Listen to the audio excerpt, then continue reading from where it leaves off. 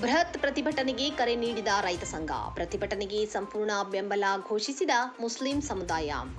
ಬೆಳಗಾವಿ ಜಿಲ್ಲೆಯ ರಾಮದುರ್ಗ ತಾಲೂಕಿನ ಶ್ರೀ ವೀರಭದ್ರೇಶ್ವರ ಏತ ನೀರಾವರಿ ಯೋಜನೆ ಹಾಗೂ ಶ್ರೀ ಬಸವೇಶ್ವರ ಏತ ನೀರಾವರಿ ಯೋಜನೆ ಕಾಮಗಾರಿಯನ್ನು ಶೀಘ್ರವೇ ಪೂರ್ಣಗೊಳಿಸಬೇಕೆಂದು ಆಗ್ರಹಿಸಿ ರಾಮದುರ್ಗ ತಾಲೂಕಿನ ಸಾಲಹಳ್ಳಿಯಲ್ಲಿ ಇದೇ ಮೇ 25ರಿಂದ ರೈತ ಸಂಘದವರು ಹಮ್ಮಿಕೊಂಡಿರುವ ಬೃಹತ್ ಹೋರಾಟಕ್ಕೆ ಮುಸ್ಲಿಂ ಸಮುದಾಯದ ಮುಖಂಡರು ಹಾಗೂ ಸ್ಥಳೀಯರು ಸಂಪೂರ್ಣ ಬೆಂಬಲ ಸೂಚಿಸಿದ್ದಾರೆ.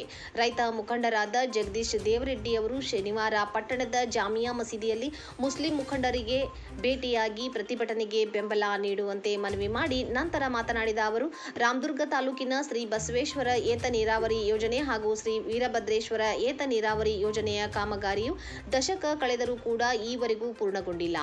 ಈ ಎರಡು ಯೋಜನೆಗಳು ರಾಮದುರ್ಗ ಶಾಸಕರಾದ ಅಶೋಕ್ ಪಟ್ಟಣ ಅವರ ಕನಸಾಗಿವೆ.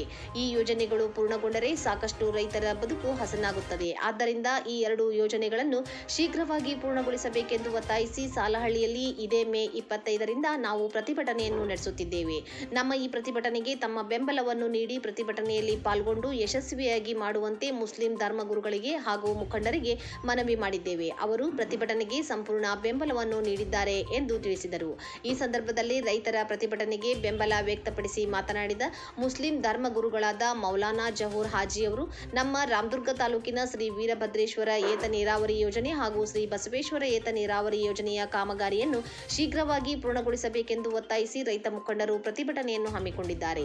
ಈ ನೀರಾವರಿ ಯೋಜನೆಗಳು ಪೂರ್ಣಗೊಂಡರೆ ರಾಮದುರ್ಗ ಮಾತ್ರವಲ್ಲದೆ ಸುತ್ತಮುತ್ತಲಿನ ಊರುಗಳಿಗೂ ಸಹ ಸಮರ್ಪಕವಾಗಿ ನೀರು ಸಿಗುತ್ತದೆ.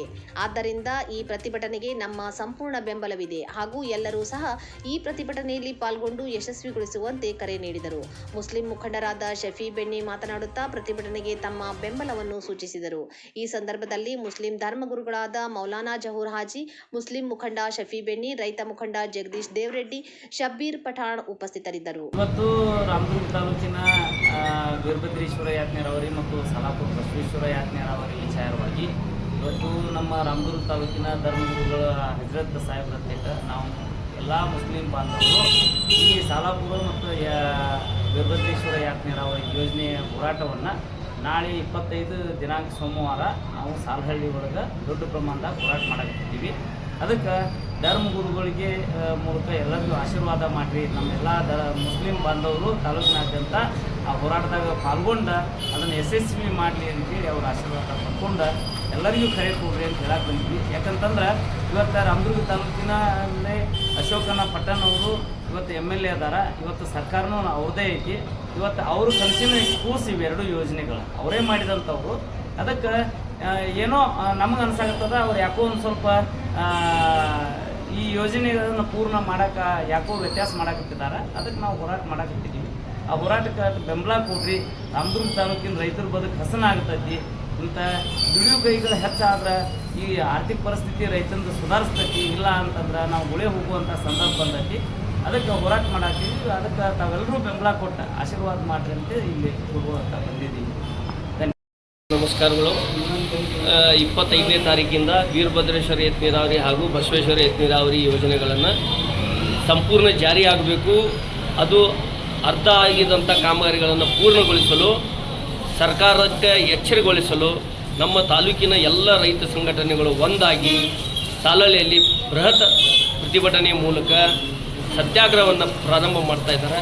ಆ ಸತ್ಯಾಗ್ರಹದಲ್ಲಿ ವಿಶೇಷವಾಗಿ ನಮ್ಮ ಶಹರದ ಜಾಮಿಯಾ ಮಸೀದಿಗೆ ಬಂದು ನಮ್ಮ ಧರ್ಮಗುರುಗಳ ಮುಖಾಂತರ ನಮ್ಮ ಸಮಾಜಕ್ಕೆ ಎಲ್ಲ ಜನರಿಗೆ ಈ ಸತ್ಯಾಗ್ರಹದಲ್ಲಿ ಪಾಲ್ಗೊಳ್ಳಲು ಇವತ್ತು ಕರೆಯನ್ನು ಕೊಟ್ಟಿದ್ದಾರೆ.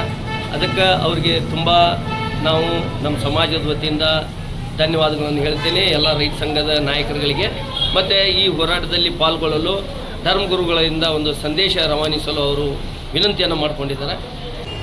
जामिया मस्जिद के पास हमारे रईत संघ के अध्यक्ष और उनकी एक टीम ने हमसे एक खुसूसी मुलाकात की और एक बड़े मकसद के लिए उन्होंने आकर बड़ी अच्छी गुफ्तगू की और मुस्लिम समाज के तमाम लोगों के लिए दावतनामा पेश किया है.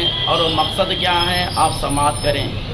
जैसा कि अभी आप लोगों के सामने ये बात बयान की गई कि श्री वीरभद्रेश्वर नीरावरी और इसी तरह श्री बसवेश्वर नीरावरी, ये नीरावरी के दो बड़े बड़े प्रोजेक्ट जिनका काम अभी तक अधूरा और नामुकम्मल है, जिस सिलसिले में रईत हजरात की एक ज़माने से बड़ी कोशिशें रही हैं, सियासी लोगों से जाकर मिलना और उनसे बार बार अपील और गुजारिश करना, ये सिलसिला तवील से तवील और दराज से दराज होता रहा। अब आने वाली 25 तारीख को सालहड़ी की सरजमी पर एक अजीम शान पैमाने पर रईत हजरात और उनकी पूरी टीम मिलकर तमाम समाज के लोगों को लेकर एक मुत्तहिदा और मुनज़्ज़म अंदाज में एक बड़े पैमाने पर वो स्ट्राइक कर रहे हैं। इस अजीम कोशिश और इस बड़ी काविश में मैं अपने तमाम मुसलमान भाइयों से और हमारे दिगर हिंदू भाइयों से भी मैं सबसे अपील करता हूँ कि एक बहुत बड़ा काम है ये दो नीरावरी के दो बड़े बड़े प्रोजेक्ट अगर हो जाएंगे तो इससे काफ़ी हद तक तरक्की की किरणें ज़ाहिर होंगी। 25 तारीख को सारे लोग सालहड़ी पहुंचकर इस स्ट्राइक को कामयाब से कामयाब तर बनाने की कोशिश करें। हमारी दुआएं भी और हमारी नेक आरज़ुएं भी इस रईत संघ से जुड़ी हुई हैं और कदम कदम पर हम रईत संघ के साथ हैं और इस कोशिश में हम अपनी कोशिश को ज़रूर शामिल करेंगे। मैं अपने भाइयों से भी फिर पुरखुलूस गुजारिश करता हूँ कि ज़रूर वक्त निकाल कर 25 तारीख को सालहड़ी की सरजमी पर इस स्ट्राइक में ज़रूर हाजिर होकर कामयाब बनाने की भरपूर कोशिश करें।